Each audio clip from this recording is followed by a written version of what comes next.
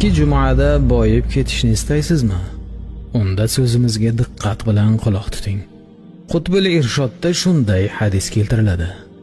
Anna Nabiy sallallohu alayhi va sallam man qala yawmal jum'ah Allahumma aghnini bihalalika an haramika wa bifadlika amman siwak 70 marratan lam yamurr bihi jum'atani hatta yughnihu Allahu ta'ala. Anas ibn Malikdan rivoyat qilinadi.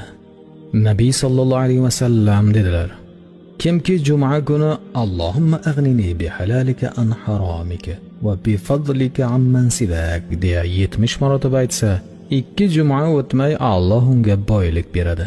Yana ya Mughni ismini har kuni 100,000 marotaba aytsa, Muzammil surasini 40 marotaba, kuchi yetmasa 11 marotaba o'qisa, Alloh g'aybidan boylik yetkazadi.